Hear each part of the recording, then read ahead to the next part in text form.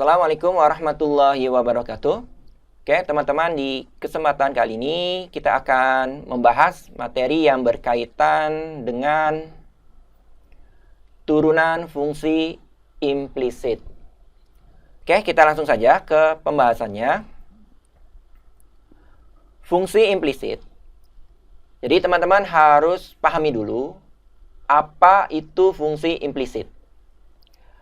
Fungsi implisit adalah fungsi yang memuat lebih dari satu variabel. Misal X, Y. Berjenis variabel bebas, ya. Dan variabel terikat yang berada dalam satu ruas. Oke, artinya variabel-variabel tersebut ada dalam satu ruas, ya. Ruas kiri atau ruas kanan. Sedemikian sehingga tidak bisa dipisahkan pada ruas yang berbeda. Itu adalah fungsi implisit. Contohnya, X ditambah sin XY sama dengan X pangkat 5, Y pangkat 2 ditambah 3Y. Fungsi ini terdiri dari dua variabel, yaitu X dan Y.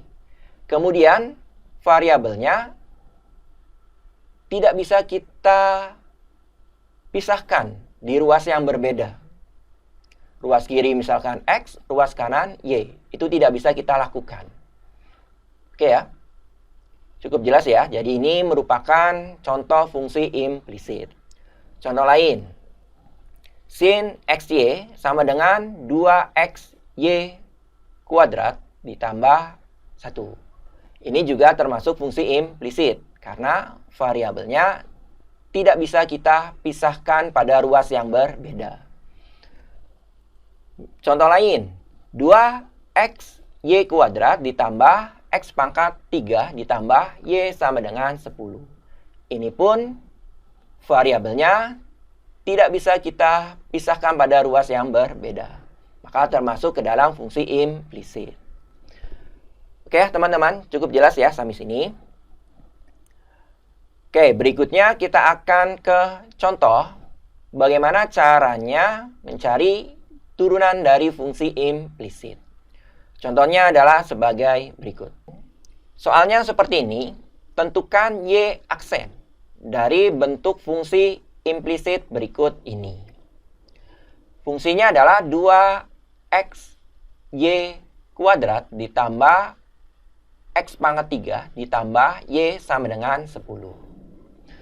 Kita akan cari fungsi turunan dari fungsi tersebut.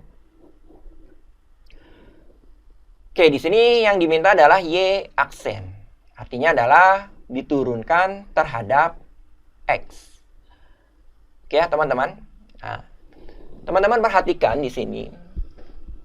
2XY kuadrat. Nah, ini ada perkalian di variabelnya X kali Y kuadrat, ya.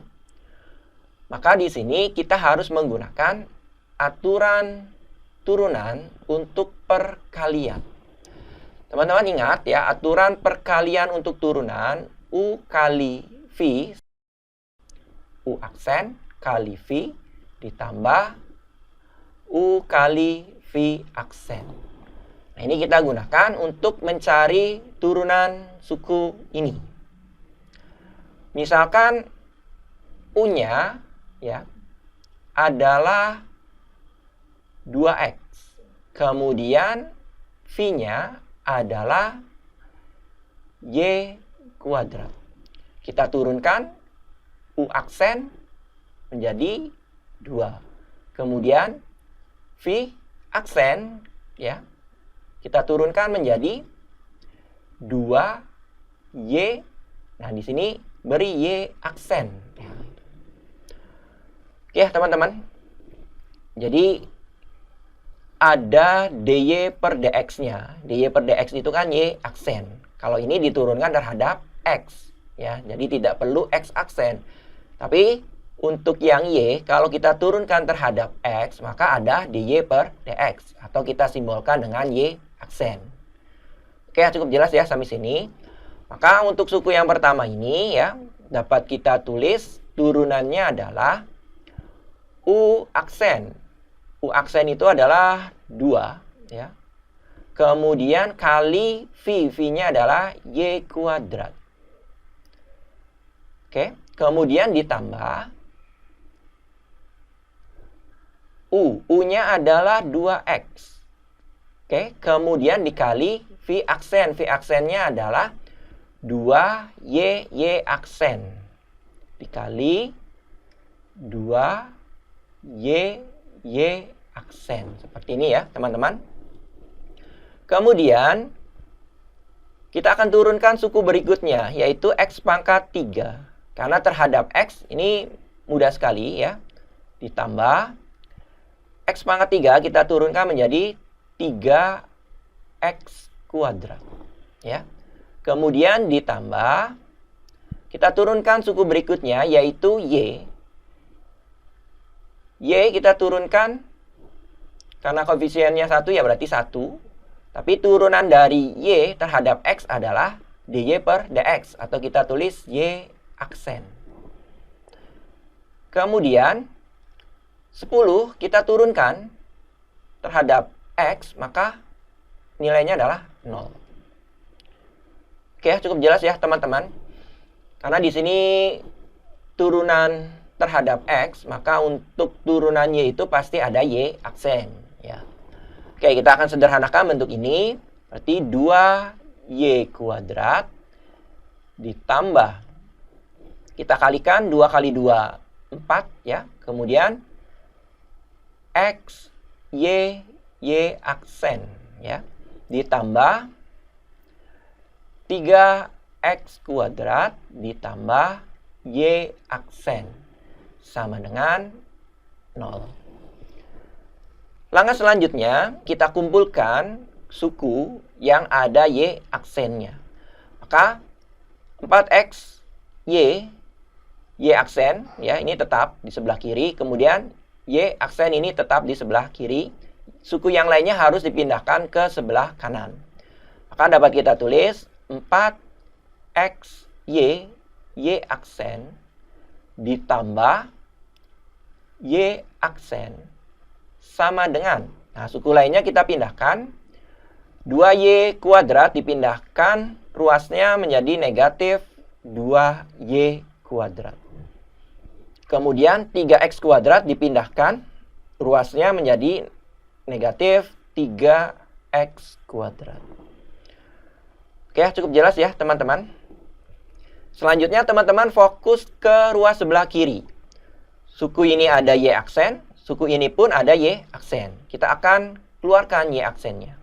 Maka Y aksen, kemudian kurung buka, 4XY Y aksen.